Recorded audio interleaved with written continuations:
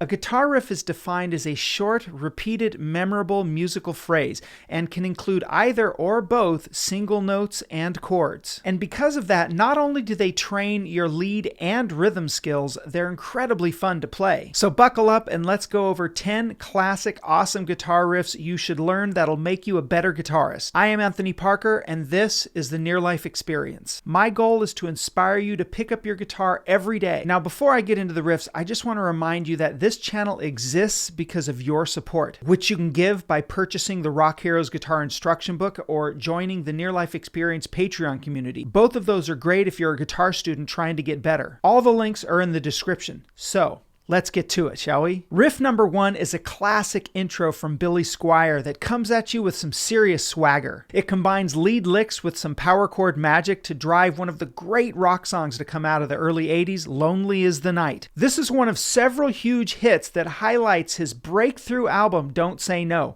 Let me show you.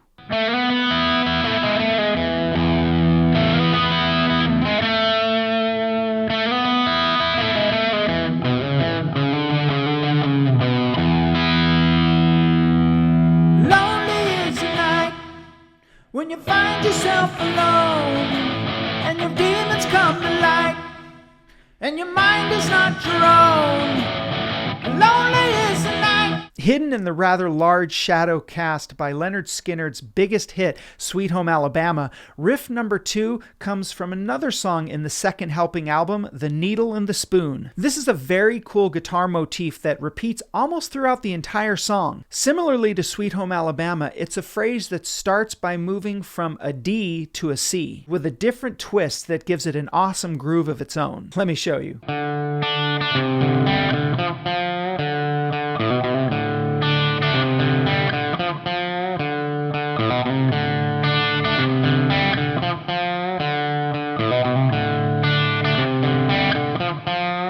If there was ever a riff that came with a rather large helping of attitude, it's the next one on our list. This guitar riff carries with it such bravado that it's often used by professional athletes to support their entrance into the competition. If you watch a lot of fight sports, then you already know that I'm talking about Stranglehold by Uncle Ted Nugent. That's right, the Nuge, El Nugerino, for those of you who aren't into that whole brevity thing. Mr. Nuge, the Nuge... Well, you get the point. Anyway, the Nuge Meister likes this riff so much, he says it still gives him goosebumps to play it. Let me show you.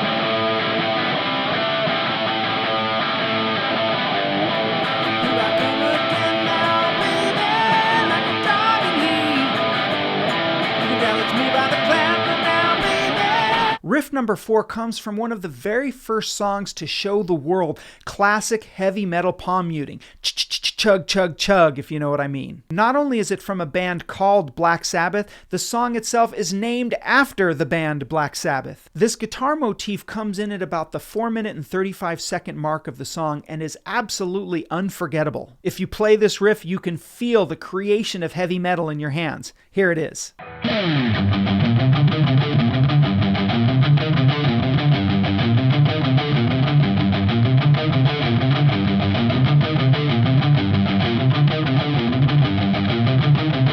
The next riff is another classic that's believed to have laid the foundation for what would become the heavy metal genre. Written by Cream bassist Jack Bruce, Sunshine of Your Love is as quintessential as a guitar riff can be. Bruce wrote it late one night after coming home from seeing Jimi Hendrix live. He was so inspired that he couldn't wait to grab his guitar and create something like what he had just heard. As a guitarist, is there any better a feeling than that? Anyway, here it is.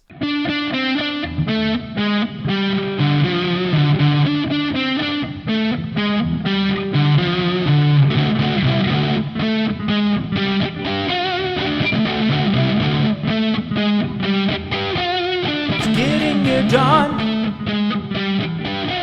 when lights close the tired eyes,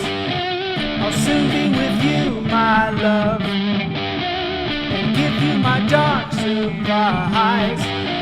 If the last two guitar riffs helped invent heavy metal, this one may have perfected it. Metallica's masterpiece, their opus, their heavy metal symphony, Master of Puppets. To really sound like Metallica, you need to play this one with all downstrokes. And if you don't, someone's sure gonna let you know about it when you're done. I'm gonna play about as much of it as I can until my arm cramps up.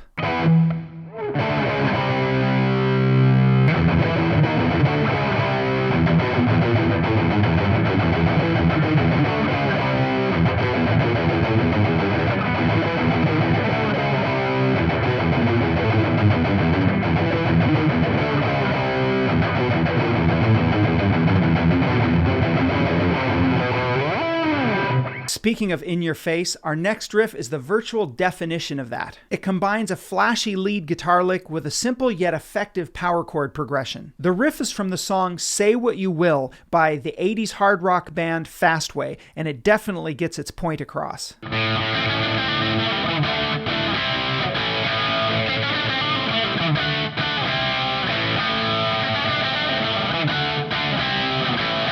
For riff number 8, we're going to go all the way back to 1976 with Hair of the Dog by Nazareth. Fun fact, this song is sometimes called Son of a Bitch due to that phrase being repeated over and over again during the song. Anyway, the riff is super fun to play and fairly simple as well. Let me show you.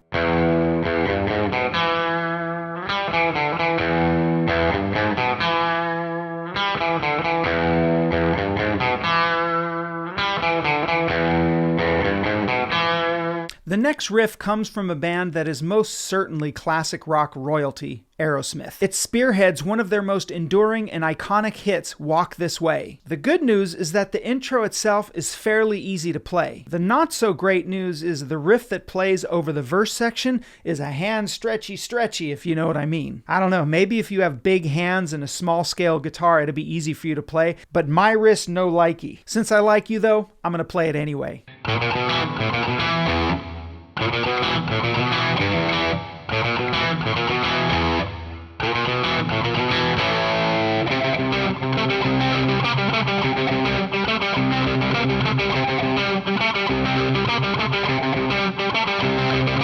The last riff I'm going to show you today is the very simple yet very effective intro to R.E.M's The One I Love. It starts out with an easy open position pentatonic scale run, then moves into a little dance over an E minor 7 chord. Here it is.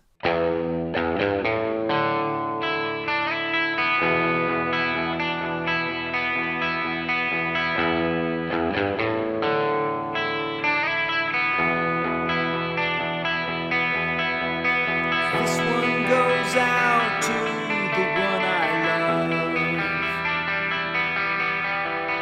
This one goes out to the one I've left behind.